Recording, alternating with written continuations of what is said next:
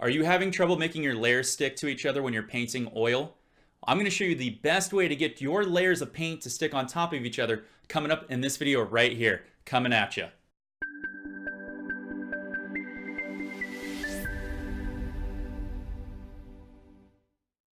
Hey guys, Walt for Games coming at you from my Creative Control playlist. If this is your first time here, consider subscribing. I'm trying to bring you the best content to help expand your brand while you're painting and doing everything creative out there.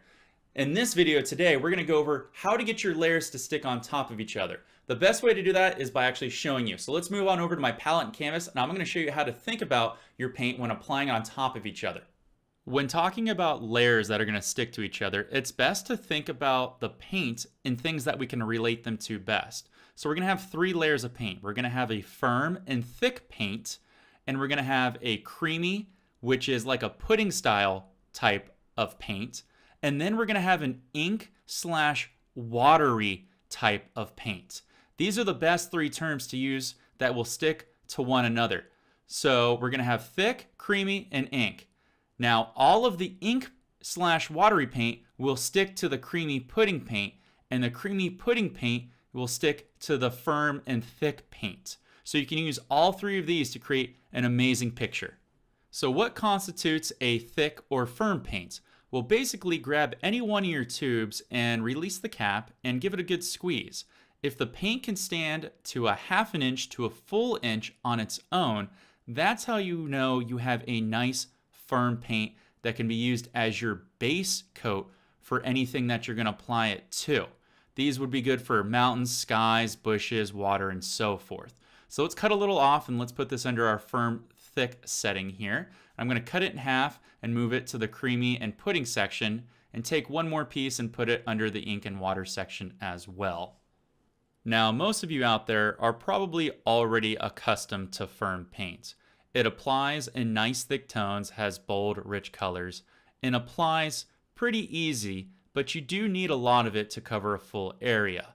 But it is the best for using for a base coat if you're going to put other layers on top of it. So you want to make sure it's nice and firm whenever you're applying it to a certain section.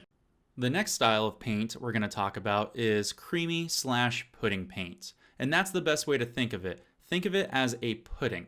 To achieve this look, all you need to do is add 1 or 2 drops of linseed oil. You can use cold pressed or refined. It's completely up to you. I highly stress start with only 1 to 2 drops. You can always add more to get the texture that you need, but you can never take away. All you need to do is just put a drop or 2 in and start mixing with your blade or your brush until you get the texture that you like. Make sure it's creamy enough that it's going to stick to your firm or thick painting. If it's not sticking, you may have to add another drop or 2 to get it the way that you like it. If we grab a paintbrush, you'll see how smooth and how buttery this paint applies to the canvas. Just a fair note, if you do add linseed oil, it will add a slight transparency. The more linseed oil you add, the more the transparency will occur. But all of this creamy paint will stick to the firm, thick paint. So there you already have one layer on top of another that's going to look perfect. Last we have ink water style type of paint. And to achieve this effect, I like to use just some clean paint thinner, odorless paint thinner to be precise, and I add a drop or 2 to my paint, and it's going to eat away all the firmness and make it very, very thin, almost like ink/water. And this ink paint will apply easily to the creamy pudding paint, so we can get 3 layers going on top of one another. So now I'm going to take 3 basic colors, red, yellow, and green. And I'm going to use these to make a bush on a canvas for you guys. So I'm going to take 2 firm colors, blue and green, to make a nice dark base color here and mix that up. And then I'm going to add linseed oil to my yellow to get a nice creamy pudding color. And then last, I'm going to add just a few drops of odorless paint thinner to the red to make my ink/water color. And then we're going to go to our canvas and we're going to apply these all together. Now that we have all of our colors ready to rock and roll on our canvas, we're going to take a 1-inch brush through our firm paint, which is consisted of our blue and green, if you remember, and we're going to slowly just start tapping a basic bush. This isn't a tutorial for bushes, so I'm just throwing in color randomly to show you how color sticks to color. If you guys want, I will do a bush tutorial at a later time, but just throw a basic bush in here just so you can get the kind of idea. Make sure to throw in firm paint and to push with enough pressure to get everything to stick out from that brush. With a clean 1-inch brush, take it through our creamy paint, and this is going to allow us to have highlights on top of our bushes. Run it through in one direction with the bristles and you'll get a rounded top. We're going to use this top to go along the outer outline of our bush. Try to do one bush at a time, but again, like I said, this isn't a tutorial on bushes. This is a tutorial on how to put layers on top of layers.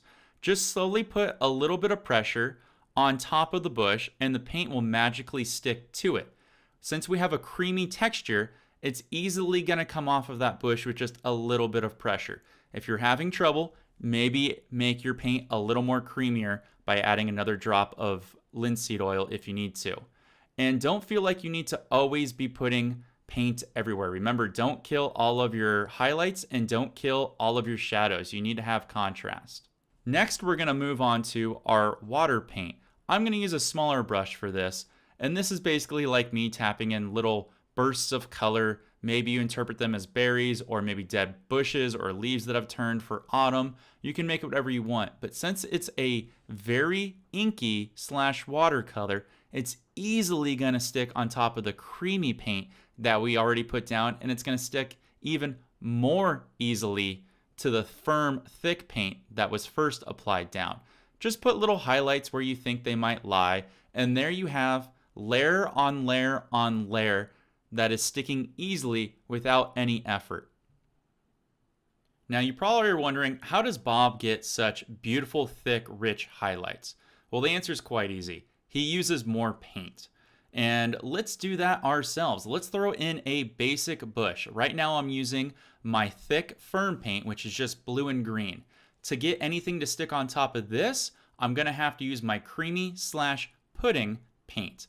Again, I'm going to use cadmium yellow, and I'm just going to put a few drops of linseed oil into it to get a nice creamy texture. And pull the paint through in one direction on your paintbrush and get a nice rounded top. Again, we're only going to concern ourselves with the outline of a bush. Again, this isn't a tutorial on bushes, just on how to get layers on layers. And we're going to push that paintbrush gingerly into the shape of a bush and get all of that paint to stick on the outskirts of our bush. Once we have all of our highlights put in there, all we need to do is just move on to the next layer.